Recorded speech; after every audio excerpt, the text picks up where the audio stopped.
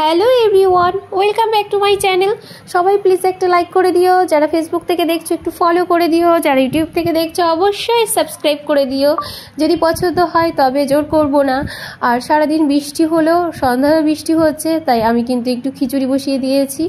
বেশ আয়োজন কিছু নয়, জাস্ট চাল ডাল কুমড়ো আলু আর একটু বিনসের টুকরো দিয়ে এরকম গরমা গরম একটু শুকনো শুকনো খিচুড়ি করব। হয়েই এসেছে, আর একটু শুকিয়ে নেব। দেখো এদিকে আমি 2 পিস ইলিশ মাছ ভাজা করছি, একদম ছোট ছোট 2 পিস, যেটা ফ্রিজে আমার ছিল। বেশ ভালোই হলো খিচুড়ির সঙ্গে। এই বর্ষাকালে ইলিশ মাছ ভাজা না হলে চলেই না। শুধু ইলিশ মাছ নয়, আরও কিছু অ্যারেঞ্জমেন্ট করেছি খিচুড়ির সঙ্গে। কি কি থাকছে চলো আজকের প্লেটটা দেখিয়ে দিই। দেখো কত কিছু ভেজে নিয়েছি, বাদাম ভাজা, আলু ভাজা, পটল ভাজা, পাঁপড় ভাজা, ডিম ভাজা। আমি ওই ডিমের অমলেট ফমলেট বলি না, ডিম ভাজাই বলি বাংলা ভাষায় যেটাকে বলে।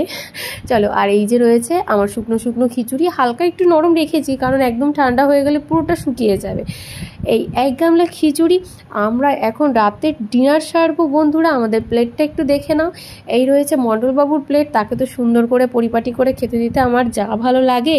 বিশেষ করে যারা খেতে ভালোবাসে তাদের দিতে ভালোবাসি আমি। আর এই ইলিশ মাছ ভাজার তেলটা একটু ছড়িয়ে দিচ্ছি। অনেকে এখানে তেলের বদলে ঘিটা খেতে পছন্দ করবে, কিন্তু আমি মনে করি যদি ইলিশ মাছ দিয়ে খিচুড়ি খাওয়া হয় তবে একটু ইলিশ মাছ ভাজার তেলটা ছড়িয়ে দিলে বেশ ভালো লাগে। এই যে রয়েছে আমাদের দুজনের প্লেট, বলো তো কোনটা কার? সবাই বলে না বউরা খায় বেশি, না বউরা খায় বেশি নয়, বউরা ওই পড়ে থাকা জিনিসগুলো বেশি খায় বলেই বউরা একটু বেশি ফুলে যায়। টাটা, ভালো থেকো, সুস্থ থেকো, বাই বাই।